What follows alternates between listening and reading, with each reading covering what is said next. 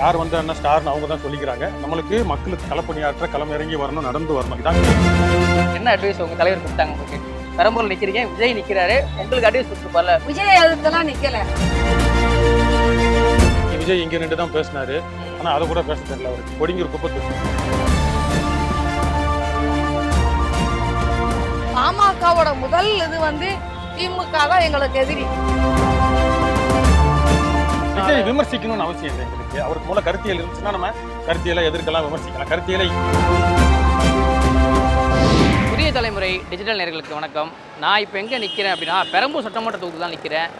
இப்போ பெரம்பூர் சட்டமன்ற தொகுதியை பொறுத்த வரைக்கும் திமுக சார்பில் ஆர்டி சேகர் களத்தில் இருக்கார். அதே மாதிரி அதிமுக சார்பில் என்டிஏ கூட்டணியில் அங்கம் வைக்கக்கூடிய பாமக வேட்பாளர் திலகபாமா களத்தில் இருக்காங்க. அதே மாதிரி மறுபக்கம் பார்த்தீங்கன்னா தமிழக வெற்றி கழக தலைவர் விஜய் இந்த களத்தில் இருக்கார். இன்னொரு பக்கம் பார்த்தீங்கன்னா நாம் தமிழ் கட்சியின் சார்பாக வெற்றி தமிழன் அப்படின்றவர் களத்தில் நிற்காரு. இந்த வேட்பாளர் தான் நம்ம இப்போ பார்க்க வந்திருக்கோம். இப்போ நம்ம ஃபஸ்ட்டு யாரை பார்க்க போகிறோம் அப்படின்னா பாமக வேட்பாளர் திலகபாமாவை தான் பார்க்க வந்திருக்கோம். இந்த பெரம்பூர் தொகுதியுடைய முக்கிய பிரச்சனைகளுக்கு என்ன, அவங்க மக்கள்கிட்ட போய் என்ன சொல்லி வாக்கு சேகரிக்கிறாங்க, மக்களோட கோரிக்கைகள் என்ன, மக்கள் என்ன சொல்கிறாங்க, இப்படி பல்வேறு விஷயங்களை நம்ம அவங்கக்கிட்டே போய் நேரம் தெரிஞ்சுக்கலாம் வாங்க.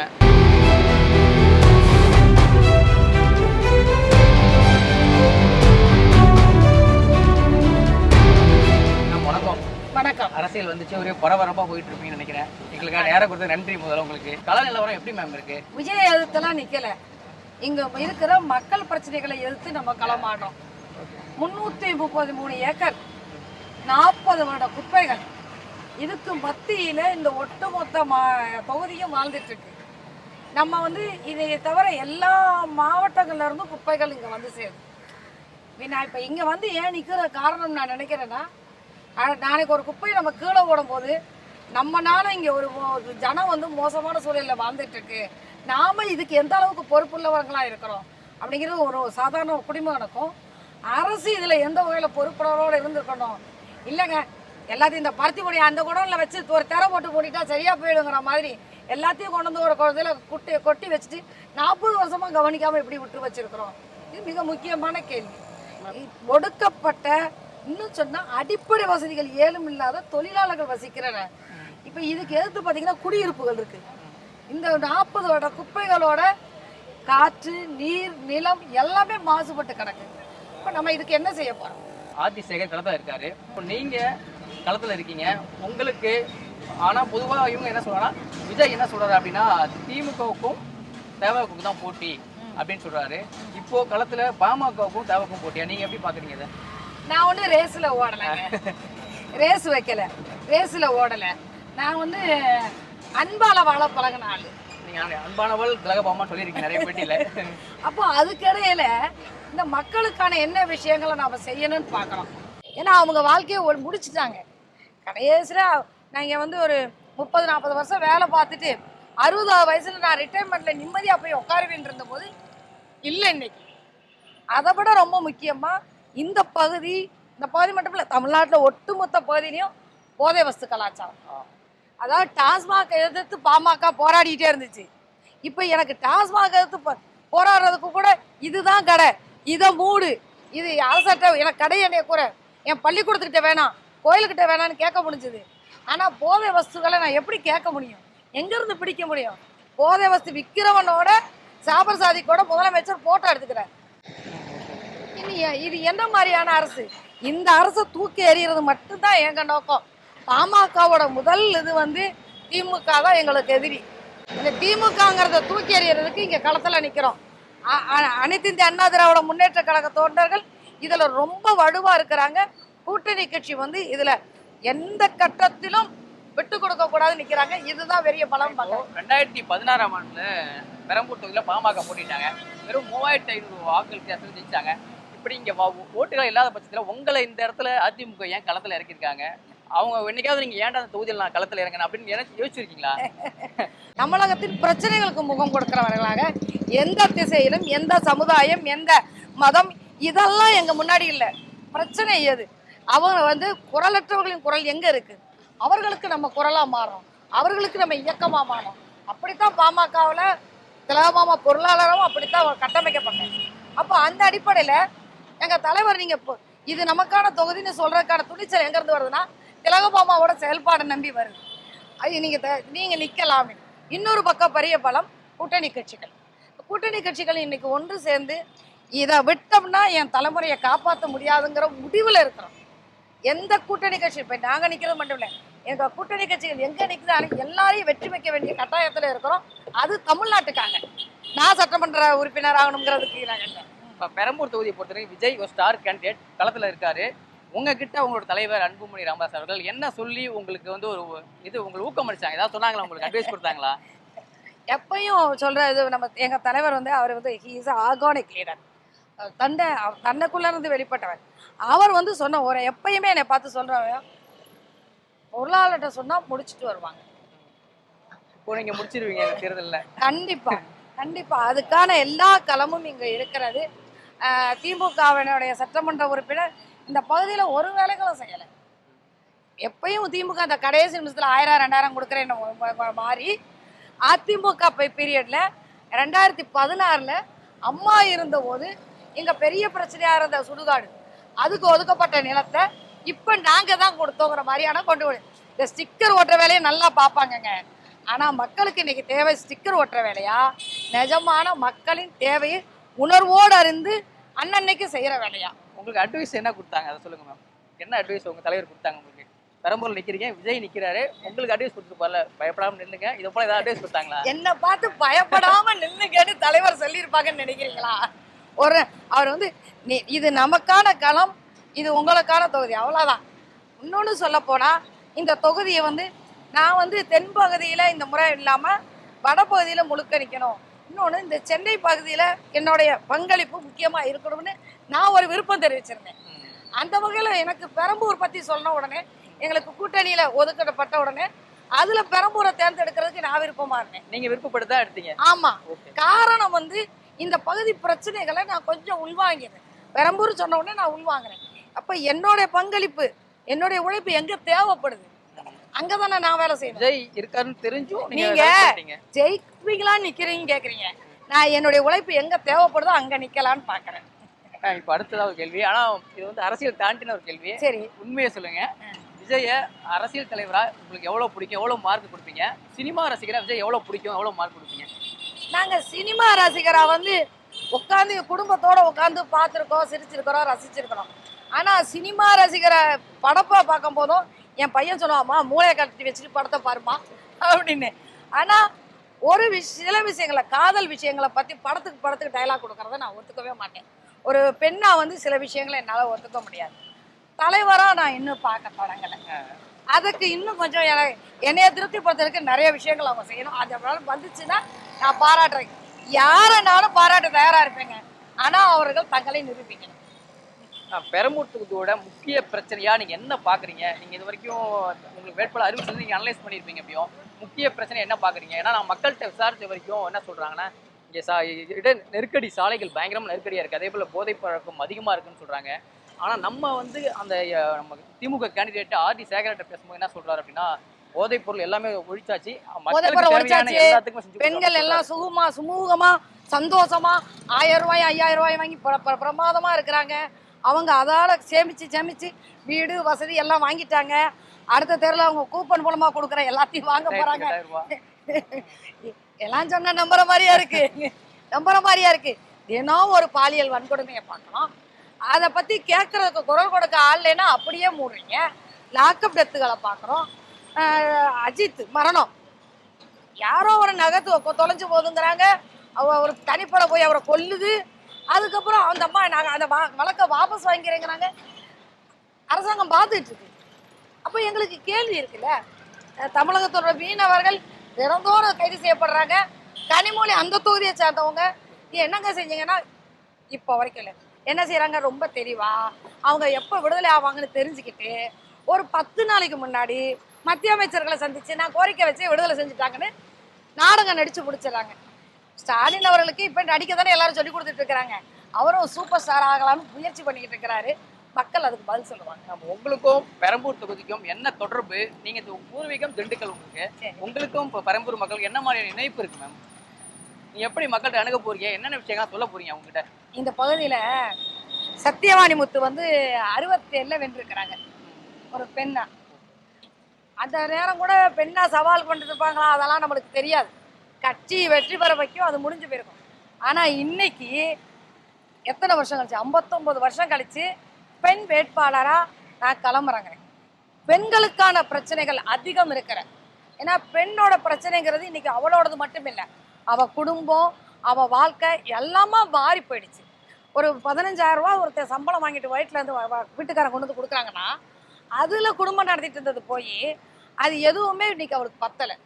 மின்சார கட்டணம், வீட்டு வரியிலேருந்து எல்லா வரிகளும் எல்லாத்தையும் கூட்டிகிட்டு போயிட்டீங்க. அதை விட முக்கியமாக அவள் கொண்டு வந்து வச்சிருக்கிற எதுவும் அவள் கையில் நிற்கிறதில்ல. சாயங்காலம் ஆனால் காலையில் 6 மணி ஆனால் கூட டாஸ்மாக் கடைக்கு போயிடுது. அப்போ நம்ம என்ன செய்ய போகிறோம்? இப்போ இந்த பெண்கள் வந்து எப்படி வாழ போகிறாங்க? தன்னுடைய பிள்ளைகளை, ஆணையும் காப்பாற்ற முடியல, போதைப் பொருட்களை சிக்கிறான், பெண்ணை காப்பாற்ற முடியல, பாலியல் வன்கொடுமைக்குள்ள மாட்டிக்கிறான், பல பேர் சொல்ல முடியாம தவிக்கிறாங்க. நீங்க சொன்ன இட நெருக்கடி, இங்க உழைப்பாளிகள் வாழ்றாங்க. உழைப்பாளிகள் சிறுபான்மை மக்கள் அதிகமா இருக்காங்க. அவங்களோட வாக்குகள்லாம் கவர்றதுக்கு அவங்க நிறைய விஜய் திட்டங்கள் அறிவிக்கல. நீங்க மத ரீதியா பிரிச்சு பாக்குறீங்க, நான் வந்து ஒட்டு மொத்தமா வர்க்க ரீதியா சிந்திச்சு பாக்குறேன். ஆமா, அவங்க வந்து உழைக்கிற மக்கள் இங்க அதிகம் இருக்கிறாங்க. அடிப்படை வசதிகள்ல தங்களை தண்ணீரை பண்ணிக்கொள்ள முடியாத சூழல்ல இருக்கிறாங்க. நீங்க சொன்ன நெருக்கடிங்கிறத நீங்க சாலைகளை பத்தி யோசிக்கிறீங்க, வாழ்றதுக்கு வாய்ப்பு இல்லாதவங்களா இருக்கிறாங்களே, அதை எப்படி பார்க்க போறோம்? அவங்களுக்கான விஷயங்களை என்ன நிறைவேற்றி கொடுக்க போறோம்? இன்னும் சொல்ல போனா இந்த மண்ணை பால்படுத்திட்டோம், எல்லாத்தையும் காற்று எல்லாத்தையும் பால்படுத்தி வச்சிட்டோம். இங்க இருக்கிறவங்களுடைய வீட்டு ஆண் தொழிற்சாலையில இருக்கலாம், குழந்தை மருத்துவமனையில இருக்கு. இதுக்கு தீர்வு கொண்டு வர்றதுக்கு எங்களால முடியும்னு நான் நம்புறேன். நீங்க பெரம்பூர் தொகுதி மக்களுக்கு ஒருவேளை வெற்றி பெற்று வந்தீங்க அப்படின்னா என்ன உத்தரவாதம் கொடுப்பீங்க? என்ன செஞ்சுறதா ஒரு பிளான் இருக்கு? இந்த தொகுதியில் இருக்கிற பிரச்சனைகளை ஏகப்பட்டதை நம்ம அடக்க முடியும். இந்த தொகுதியில் இருக்கிற பிரச்சனைகள் வந்து இப்போ உங்களுக்காக ஹைலைட் பண்ணி நீங்கள் கொடுக்குற 10 நிமிஷத்துக்குள்ளே நம்ம சொல்கிறோம். ஆனால் சாதாரண சாலைகள்ல இருந்து அவங்களுடைய உளவியல் வரைக்கும் இங்கே சிக்கல் பண்ணி வச்சுருக்காங்கங்க.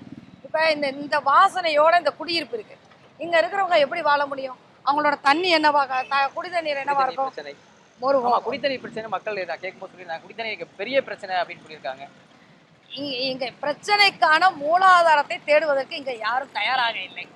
ஒவ்வொரு நாளும் என்னுடைய பிரச்சாரத்தில் அதற்கான பிரச்சனையின் மூலாதாரம் என்ன, அதை எங்கனால் பாட்டாளி மக்கள் கட்சியினால் திலகபாமானால் எப்படி சரி பண்ண முடியும்னு நான் பேச இருக்கிறேன். கொஞ்சம் காத்திருக்கேன்.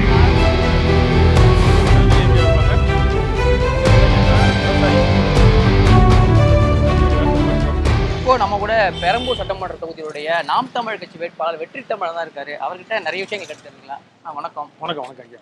இன்னைக்கு களத்துல திமுக, அதிமுக, பாமக இருக்காங்க. குறிப்பா ஸ்டார் கேண்டிடேட் விஜய் களத்துல இருக்காரு. இந்த சூழ்நிலை நீங்களும் களத்துல இருக்கீங்க, உங்களுக்கு வெற்றி வாய்ப்பு எப்படி இருக்கு? வெற்றி பெறுவோம் அப்படின்னு நம்பிக்கை இருக்கா உங்களுக்கு? நம்பிக்கை இருக்கு. நாங்க வந்து 2016 இருந்து தமிழ்நாடு முழுக்க எல்லா தேர்தலையும் களமாடுறோம். பெரம்பூர் தொகுதியில் 2016 நான் தான் வேட்பாளர். அப்பவே வந்து 3236 ஓட்டு, 1.5% வாக்கு வாங்கியிருந்தோம்.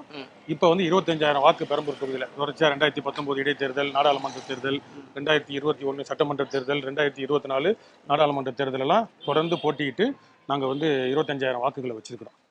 இப்போ நம்ம யார் வந்தாருன்னா ஸ்டார்னு அவங்க தான் சொல்லிக்கிறாங்க. நம்மளுக்கு மக்களுக்கு களப்பணியாற்ற, களம் இறங்கி வரணும், நடந்து வரணும். இதான் களம். களத்தில் இல்லாதவங்க அவங்க சொல்றாங்க, அவங்க தான் இல்லை. அதனால மக்கள் மத்தியில் எடுத்து சொல்றோம். உங்களுக்கு எம்எல்ஏனா பேசணும், பிரச்சனைகளை காது கொடுத்து கேட்கணும், தீக்கணும் அப்படின்னா வாய்ப்பு கொடுங்க.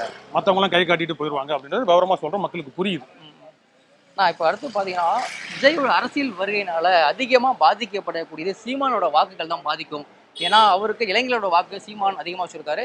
இப்போ விஜய் வருகை அவரோட வாக்கு வங்கியை கடுமையாக பாதிக்கணும் அப்படி விமர்சனம் இருக்கு. அதை எப்படி பார்க்குறீங்க? இப்போ உங்கள் இளைஞர்களை இழுக்க நீங்கள் என்னென்ன வியூகங்கள்லாம் வைக்கிறீங்க, என்னென்ன சொல்லி வாக்கு சேகரிக்கிறீங்க? இழுக்கிறதுக்கு வியூகன்றதுக்கு இங்கே ஒன்றும் இல்லை. இங்கே வர்றவங்களாம் அன்றாட வேலையை விட்டுட்டு எல்லாரும் கரியரை விட்டு வந்துருக்கோம். நான்லாம் தொண்டு நிறுவனத்தில் முதியோர்களுக்கு, குழந்தைகளுக்கு, முடியாதவர்களுக்கு பணியாற்ற பணி செஞ்சுட்டு இருந்தாலும் அது வந்து தேர்தல்ன்றப்ப நிற்கக்கூடாது, வேலையை விடுங்கன்னு தான் சொன்னாங்க. அப்போ என்னோட 20,000 சம்பளத்தை கரியரை விட்டு வந்திருக்கிறோம். நீங்கள் வேலையை விட்டு வந்திருக்கீங்க, தேர்தல் செலவுக்கு பணம் உங்களுக்கு வேணும், இதை போல விஷயங்களை எப்படி சமாளிக்க போறீங்க? அதுதான் இப்போ அண்ணன் இவர் ஆட்டோ ஓட்டுறாரு, தானி ஓட்டுறாரு, அவரும் ஆட்டோ, இவர் அன்றாட செக்யூரிட்டி வேலை பார்க்குறாரு, பேங்க்ல வேலை பார்க்குறவங்க எல்லாரும் வந்து அவங்களோட தனி மனித பங்களிப்பு. இப்போ நாங்கள் ஒரு தேநீர் கடைக்கு போனோம்னா எங்களுக்கு தெரிஞ்ச ஆதரவாளர்கள் நாங்கள் காசு கொடுக்குறோன்றாங்க, கட்சிக்காரங்க ஆளு போட்டு நாங்களே பங்களிப்பு கொடுக்குறோம். அதனால நாங்கள் தான் வந்து 200 கோடி 300 கோடின்னு சினிமாவில் மக்களை ஏமாற்றி இளைஞர்களை சீரழிச்சு கரியர் இருக்குல்ல, மக்களுக்கு பணி செஞ்சு அன்றாடம் எங்கள் குடும்பத்தை காப்பாற்றிக்கிட்டு எங்கள் கரியரை விட்டு வந்திருக்கோம். அதை வந்து மக்களுக்கு எடுத்து சொல்கிறோம், கேட்குறவங்களுக்கு புரியறவங்களுக்கு எல்லாருக்கும். அடிப்படையில் உங்களுக்கு எம்எல்ஏனா பேசணும், கொள்ளணும், பழகணும்னா வாய்ப்பு கொடுங்கன்னு கேட்குறோம். யோசிக்கிறாங்க. ஏன்னா மற்றவங்களாம் கை காட்டிட்டு போயிடுவாங்கல்ல. இப்போ பெரம்பூர்ல விஜய் போட்டிட்டதா தெரிஞ்சிச்சு. இப்போ உங்க தலைமை ஒருங்கிணைப்பாளர் சீமான் வந்து உங்களுக்கு ஏதாவது அட்வைஸ் கொடுத்தாரா? என்ன சொல்லி நம்பிக்கை கொடுத்தாரு உங்களுக்கு? நீங்க விஜய் எதிர்த்து களத்துல இருக்கீங்க, உங்களுக்கு எப்படி இருக்கு, என்ன அட்வைஸ் கொடுத்தாரு? நம்ம யாருன்னு தெரிஞ்சுதான் அவங்க வேட்பாளரை நிறுத்துறாங்க. அட்வைஸ்லாம் ஒன்றும் இல்லை. ஆனால் களத்துக்கு வருவாரு, அப்போ நாங்கள் ஏற்பாடாக இருப்போம். மற்றபடி அந்த லெவலுக்கு நம்ம பைந்தாங்குழியோ இல்லை ஓடி ஒதுங்குற ஆள்னா அட்வைஸ் கொடுக்கலாம், இல்லை ஆளை மாற்றலாம். அண்ணனுக்கு தெரியும் அவங்க யாருன்றது. நாங்கள் தொடர்ச்சியாக நம்ம 2009 இயக்கமாக இருக்கிறப்ப அண்ணனோட சேர்ந்து களமாட்டுறதுனால அண்ணனுக்கு நம்ம யாருன்னு தெரியும். பெரம்பூர் தொகுதியோட முக்கிய பிரச்சனை அப்படின்னா, நீங்க இது வரைக்கும் மக்கள்கிட்ட போய் பேசுறீங்க, முக்கியமா என்ன பிரச்சனையை முன்வைக்கிறாங்க, அந்த பிரச்சனையை தீர்க்கறதுக்கு நீங்க என்ன திட்டமா வச்சிருக்கீங்க? இப்போ பார்த்தீங்கன்னா மற்ற தொகுதினா உரிமைகள் பிரச்சனை இருக்கும், ஏதாவது மக்கள் பிரச்சனை, உரிமைகள் பிரச்சனை, கடை இல்லை அது இல்லைன்னு இருக்கும். இங்கே வந்து வாழ்வாதாரமே பிரச்சனை. இங்கே வந்து 35வது வட்டம்னா குடிநீர், எல்லா வட்டங்களையும் குடிநீர், கழிவு நீர். ஏதோ ஒரு சில வட்டங்கள்ல இருக்கும், முக்கால்வாசி இடங்கள்ல அந்த கழிவு நீர் பிரச்சனை, குடிநீர் பிரச்சனை. ஆனால் முக்கியமான உலகமே உற்று பார்க்கக்கூடிய பிரச்சனை கொடிங்கூர் குப்பை தொட்டி. அன்னைக்கு விஜய் இங்கே நின்று தான் பேசினாரு, ஆனால் அதை கூட பேச தெரியல அவருக்கு. கொடிங்கூர் குப்பை தொட்டி, அதில் வந்து எரிவுலை, குப்பைமேடு, குப்பை கிடங்கு.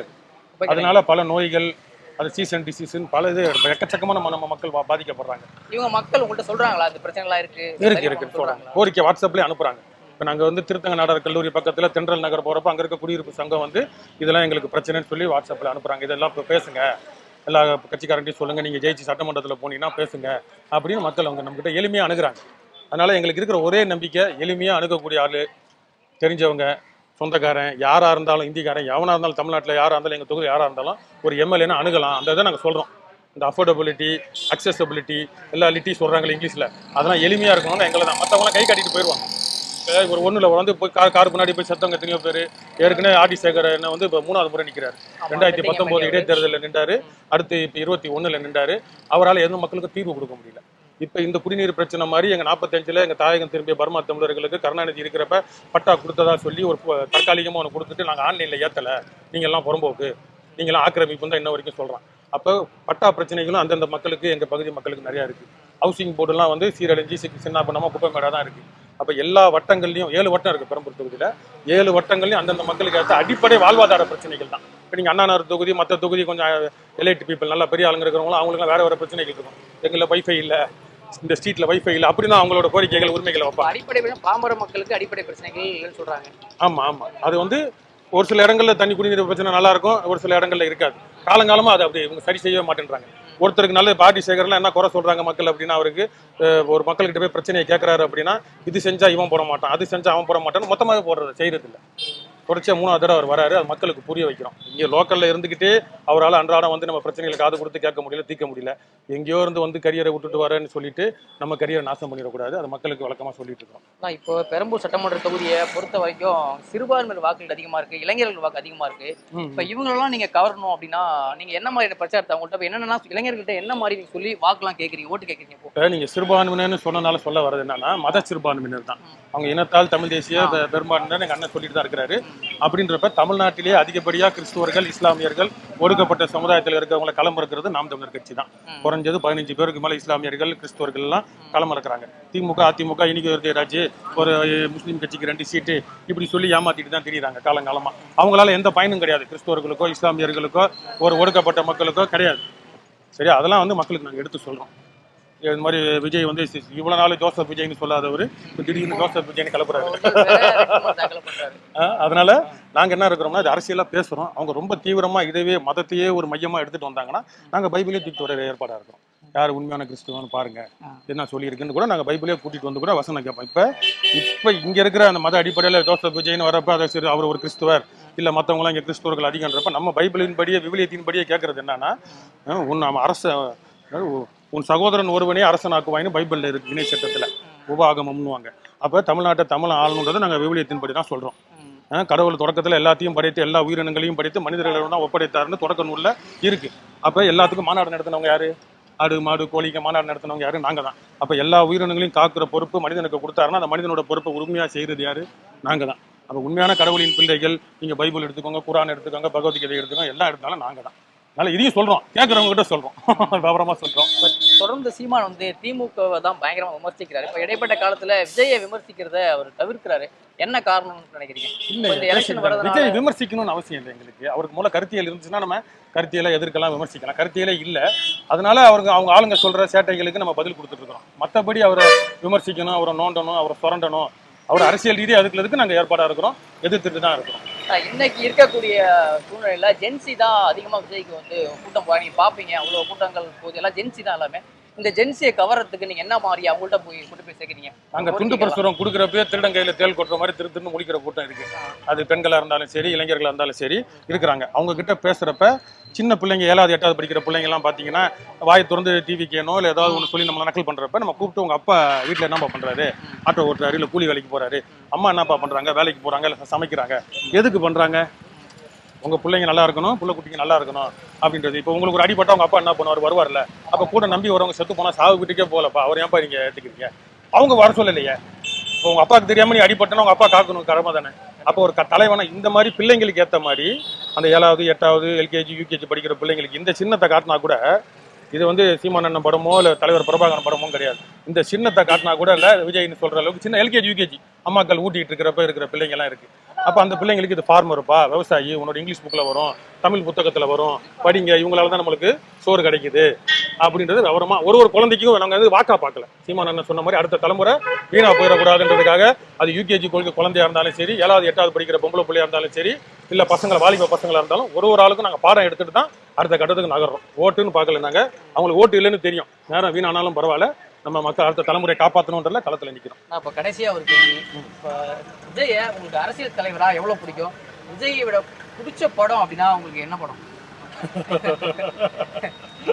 அவர் இப்போ சமீபத்தில் இந்த கத்தி இதில் நம்ம வந்து சினிமாவில் இயக்குநர்கள் வந்து பார்த்தீங்கன்னா பாலாஜி சக்திவேல், கல்லூரி படம், அங்காடி தெரு, வசந்த், இது போன்ற நல்ல சமுதாயத்தில் ஒரு ஆக்கப்பூர்வமான படங்கள்லாம் வந்து சமுதாயத்தில் மாற்றம் வரணுன்றதுக்காக கொண்டு வந்தாங்க.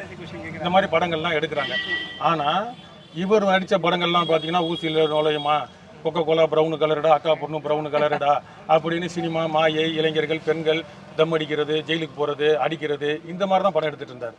ஆனால் இது போன்ற படங்கள் வர ஆரம்பித்தோன்னா பா ரஞ்சித் படங்கள், பாலாஜி சக்திவேல் படங்கள், வெற்றிமாறன் படங்கள், இது மாதிரி ஆட்கள் நம்ம தமிழர்கள் உள்ளேருந்து ஒரு ஆக்கப்பூர்வமான படங்கள், ஜெயலலிதா கைது பண்ணப்போ அந்த 3 பேரை உயிரோட பெண்களை எரிச்சதை வந்து மையமாக வச்சு கல்லூரி படம், இதெல்லாம் வர ஆரம்பித்தோன்னே இவருக்கே சூடு சோழனை வந்து நடித்த படம் தான் கத்தி. கொக்கோ கோலா ப்ரௌனு கலருடா, எங்கள் அக்கா பொண்ணு ப்ரௌனு கலருடான்னு சொன்னவர் கொக்கோ கோலாக்கு எதிர்க்க ஒரு படம் நடிக்க வந்துட்டார். ஒரு கருத்தியலை கேட்டு நம்மளுக்கும் ஒரு கான்செப்ட் வேணும்டா, எவ்வளோ நாள் தான் இப்படியே சச்சின் படத்தில் ஆடின மாதிரி ஆடுறதுன்னு ஆடிட்டு போயிட்டார். அதனால் அவர் மாறினா நல்லது. அவர் மாறலை. அரசியலாக ஒரு 3 வருஷமாக கட்சி ஆரம்பிச்சிச்சுன்றாங்க, 3 வருஷம் எப்படி போச்சுன்னு தெரியல. அவரும் மாறலை, அவங்க ஆட்களையும் மாற்றலை, ரசிக்கிறார். அதுதான் ஒரு வருத்தம் அவர்கிட்ட. இப்போ எங்கள் கட்சியில் நாங்கள் இப்போ ஒரு வார்த்தை தவறாக விட்டுட்டோம், நீங்கள் பதிவை போட்டிங்க அப்படின்னா மேலேருந்து எங்களுக்கு நடவடிக்கை எடுப்பாங்க, கொட்டுவாங்க, இல்லை நீக்குவாங்க, இல்லை தான் பண்ணுவாங்க. ஆனால் அவன் வந்து ஒருத்தன் பொண்டாட்டியாருக்கு வந்து ஒன்று நான் எந்திரிச்சு போவேன் வந்து, ஒருத்தன் குத்து வந்து, ஒரு பொம்பளைங்க அப்படி இது இவ்வளோ பேர் தரப்பட்ட பேர் பேசுகிறப்ப அதை கண்டு ரசிக்கிறார். அந்த ஒரு கெட்ட மனப்பான்மை அதை தவிர்த்துக்கிட்டு அவங்க வளர்ந்தாங்கன்னா அது அவங்களுக்கும் நல்லது, நாட்டு மக்களுக்கும் நல்லது. இல்லைன்னா ஒரு டிஜிட்டல் குப்பை தொட்டி, ஒரு கொலாட்ரல் டேமேஜை உருவாக்குறதுக்கு வருவாங்க. என்னதான் உருவானாலும் தூய சக்தி எங்கேயோ வந்து முளைக்கும். திருந்தணும், அதை அவரே யோசிக்கணும். நம்ம சொல்லி திருந்தணும், சொல் புத்தி எல்லாருக்கும் இருக்குது. ஒரு பெரிய 100 கோடி கெரியர்ன்றார். கெரியர்னா என்ன வார்த்தைன்னு புரிஞ்சுக்கிட்டு சொல்ல. இப்போ நாங்கள் வந்து தொண்டு நிறுவனத்தில் வேலை செஞ்சுருக்கிறோம், ஒரு 20,000 15,000 சம்பளத்தை விட்டுட்டு வரோம்னா அது எங்களோட கெரியர். என் கெரியர் வந்து மக்களுக்கு சேவை செய்தது என்னோட கெரியர். இவர் செக்யூரிட்டியாக வேலை செய்கிறது இவரோட கெரியர். ஒரு அடுத்த கட்டம் வேறு வேலைக்கு போகணும், பெரிய கம்பெனிக்கு போகணுன்றது கெரியர். இவர் எம்ஜிஆருக்கு இருந்தது கெரியர். எம்ஜிஆர் வந்து தம் அடிக்க மாட்டேன், போதை போட மாட்டேன்னு அவர் தனி மனித வாழ்க்கையை ஓடுங்க. அப்போ அந்த ஒரு நம்ம அடுத்த தலைமுறைக்கு நம்ம தவறுதலாக வழி நடத்தக்கூடாதுன்னு அது ஒரு கெரியர். அதை அவர் கெரியர்னு பெருமை பீத்திக்கலாம், எம்ஜிஆர் பெருமை பீத்திக்கலாம். நீங்கள் பெருமை பீத்துறதுல ஒன்றுமே இல்லை. எத்தனை பேரை எஃப்ஐஆர், லோக்கல் ஸ்டேஷனு, புள்ளிங்கோ, முடி hair cutting, school drop out, drug abuse, Cool Lip, இதுக்கெல்லாம் காட்ஃபாதரே நீங்கள் தான் ஐயா. அதனால் இப்போ திருந்துனீங்கன்னா திருந்துங்க, நாடு மக்களும் நல்லா இருக்கணும். சார் வணக்கம். வணக்கம். எப்படி இருக்கீங்க? நல்லா இருக்கேன், நலமாக இருக்கேன். சார் என்னோட முதல் கேள்வி, பெரம்பூர் சட்டமன்ற தொகுதி திமுகவுடைய கோட்டை அப்படின்னு சொல்கிறாங்க. அதிமுக பாஜக நேரடியாக வேட்பாளரை இறக்கல, கூட்டணி கட்சி வேட்பாளர் தான் இறக்கியிருக்காங்க. உங்களுக்கு இந்த முறை ஸ்டார் கேண்டிடேட் வந்து இங்கே களமிறங்கியிருக்காரு. இது எந்த அளவுக்கு சவாலாக இருக்கும் உங்களுக்கு? பெரம்பூர் தொகுதியை பொறுத்தவரையில் திமுக கோட்டைன்றது 100% உண்மை. அது கடந்த காலத்தில் நீங்கள் தேர்தல் வர பார்த்தாவே உங்களுக்கு தெரியும். அது மாதிரி அந்த நடிகர் போட்டின்றது சொல்கிறது வந்து எல்லா வேட்பாளரும் அவரும் கலந்த ஒரு வேட்பாளர், அவ்வளோதான். சார் இப்போ பெரம்பூர் சட்டமன்ற தொகுதியில் தேவர்க சார்பு நடத்தின ஒரு சர்வேல வெற்றி வாய்ப்பு விஜய்க்கு தான் அதிகமா இருக்குது அப்படின்னு சொல்றாங்க. அவங்க நத்த சர்வே அப்படிதான் இருக்கும். அந்த இளைஞரோட வாக்கு முழுவதும் அவருக்கு போக போறதாவும் அவங்க சர்வேல சொல்றாங்க. இளைஞரோட வாக்கையும் சிறுபான்மையோட வாக்கையும் இழுக்கிறதுக்கு நீங்க என்ன பிளான்ஸ் வச்சிருக்கீங்க? கழக அரசு மாண்பு தமிழ்நாடு முதலமைச்சர் ஆற்றிய பணிகள் சாதனைகள், குறிப்பாக இளம் தலைவர் துணை முதலமைச்சர் அவர்கள் ஸ்போர்ட்ஸ் டிபார்ட்மெண்ட் பண்ண சாதனைகள்லாம் இளைஞர்களை கண்டிப்பாக நம்ம பக்கம் இழுத்து இருக்குது. முழுக்க அனைத்து இளைஞர்களும் அவருக்கு வாக்களிப்பார்ன்றது ஏற்றுக்கொள்ள முடியாத அம்பக்கு. மற்ற அரசியல் கட்சி தலைவர்களை விட எனக்கு தான் அதிகமாக அழுத்தம் கொடுக்குறாங்க இந்த திமுக அரசு அப்படின்னு சொல்லி விஜய் தொடர்ந்து பிரச்சாரம் பண்ணும்போதெல்லாம் ஒரு இதை முன்வைக்கிறது குற்றச்சாட்டை. இப்போ பெரம்பூரில் கூட ஒரு பிரச்சாரம் பண்ணும்போது திமுக எனக்கு அழுத்தம் கொடுத்தாங்க அப்படின்னு சொல்றாரு. இங்கே அப்படி ஒரு இது நடந்துச்சா? அதை நீங்கள் எப்படி சார் பார்க்குறீங்க? அவர் சொல்கிற மாதிரி எந்த அழுத்தமும் திமுக தரப்பில் தரவில்லை, தர வேண்டிய அவசியமும் எங்கள் கட்சி கிடையாது. அவர் கனவுல கூட திமுக தான் சொல்லுவார். இதுவரையில் அவர் படத்தை வெளியிட தடை போடுற பாஜக எதிர்த்து ஒரு வார்த்தை கூட பேச முடியாதவர். எதுக்கெடுத்தான் திமுகவுக்கு குறை சொல்வதை மக்கள் ஏற்றுக்கொள்ள முகம் சொல்லிக்கிறார்கள். இப்போ நீங்கள் பெரம்பூர் சட்டமன்ற தொகுதியை பொறுத்த வரைக்கும் நீங்கள் என்னென்ன விஷயங்கள்லாம் மக்களுக்கு பண்ணியிருக்கீங்க, அடுத்தது என்னென்னலாம் விஷயங்கள் திட்டம்லாம் வச்சிருக்கீங்க சார்? இப்போ பெரம்பூர் தொகுதி மக்கள் நீண்ட கால கோரிக்கையாக இருந்த கணேசர் மேம்பாலம் பண்ணி தொடங்கி பணி நடந்துட்டு இருக்குது. இன்னும் 2 மாதத்தில் முடிய போகுது. அதே போல் இங்கே பெரம்பூர் வசிக்கிற சிறுபான்மையினர்களுக்கு இடுகாடு வசதி இல்லை, குறிப்பாக இஸ்லாமியர்களும் கிறிஸ்தவர்களுக்கும். அதுக்காக 3 ஏக்கர் தலா 3 ஏக்கர் ஒதுக்கீடு செஞ்சு அந்த பணியை கட்டுமானம் பண்ணி செஞ்சு அவங்களுக்கு கடந்த மாதம் ஒப்படைச்சாச்சு. அவங்கக்கிட்ட அவங்க தயார் கோரிக்கை அதை நிறைவேற்றி கொடுத்துருக்குறோம். அதே போல் பெரம்பூர் சட்டமன்ற தொகுதியில் பெரிய சாப்பக்கடை இருந்தது கொடுங்கூர் குப்பைக்கட்டை வளாகம். அந்த குப்பைக்கட்டை வளாகத்தில் இருக்க சீர்கடை சரி செய்ய பயோமைனிங் முறையில் ரூபாய் 630 கோடி மதிப்பீட்டில் பயோமைனிங் பண்ணியிருக்கோம். இந்த ஏறக்குறைய 16 டன் குப்பையை அங்கேருந்து அகற்றிருக்கோம். 16,000 டன் குப்பையை எடுத்திருக்கிறோம். அது மட்டும் இல்லை, அங்கேருந்து ஒரு 80-100 ஏக்கரை சரி சமநலமாக ஆக்கியிருக்கு. கடைசி கேள்வி, விஜய உங்களுக்கு ஒரு நடிகரை எந்த அளவுக்கு பிடிக்கும்? அவர் நடித்த படங்களை ரொம்ப பிடிச்ச படம் அப்படின்னு என்ன சார் சொல்லுங்க? நான் படிக்கிற காலத்துல நடிகர் எப்பவுமே ரசித்ததே கிடையாது. நான் கலைஞர் கொள்கையை படித்து முரசொலியை படித்து இந்த இயக்கத்து மாணவர்களிலிருந்து இணைந்து இன்றைக்கு இருக்கிற தலைவர்களால் மண்முக கழகத்தின் தலைவரால் அடையாளம் கட்டப்பட்டு இன்றைக்கு இந்த சட்டமன்ற தொகுதி 3வது முறையாக போடுகிற வாய்ப்பு அளிக்கிற தலைவர் தான். தவிர எனக்கு சினிமா ரசிகர்லாம் நான் கிடையாது, யாருக்கு ரசிகர் கிடையாது. நான் ரசிகர், உண்மையிலே ரசிகர்னா என் கழக தலைவருக்கும் இளம் தலைவர் உதயநிதி ஸ்டாலின் தான் ரசிகர். கடந்த முறை கொடுத்த வாக்குறுதிகள் எல்லாத்தையுமே நாம் நிறைவேற்றிருக்கோம். பணிகள் தொடர்ந்து நடைபெற்று கொண்டிருக்குது. அது குழாய் பதிக்கிற பணியாக இருந்தாலும் அல்லது கால்வாய்களை வெள்ளத்தடுப்பு சுவர் போடுற பணியெல்லாம் நடந்து முடிஞ்சிடுச்சு. இது மாதிரி நிறைய பணிகள் நம்ம தொகுதியில் செஞ்சுருக்கோம். இந்த முறை வெற்றி பெற்று வந்தவுடன் கடும் நெருக்கடிக்கு உள்ளாகும் எர்கஞ்சை ரோடில் உயர்மட்ட மேம்பாலம் ஒன்று அமைத்து தருவதற்காக வாக்குறுதியை அளிக்க இருக்கிறேன். அடுத்து மூலக்கடை வரையில் வந்திருக்கிற மெட்ரோ ரயில் திட்டத்தை எர்கஞ்சை ரோடு வழியாக கொண்டு சென்று தங்கசாலை மெட்ரோ ரயில் திட்டத்தோடு இணைக்கிற பணியை கண்டிப்பாக மேற்கொள்ளுவேன்.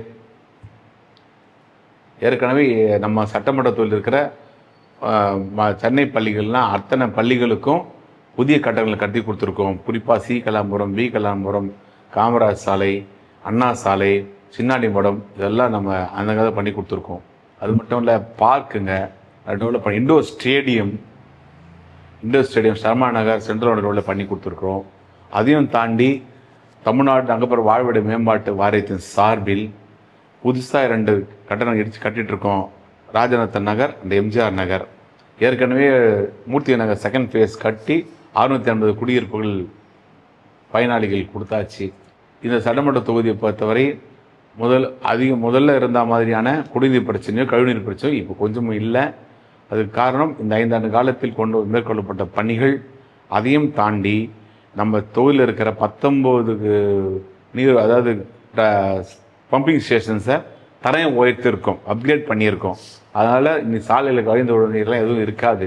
அவர் நினைக்காம வட சென்னையில் இருக்கிறவங்க பூரா படிக்காதவன் தவறான வழியில் போகிறோம், போதை பழக்கம் உள்ளன்னு சொல்கிறாரு.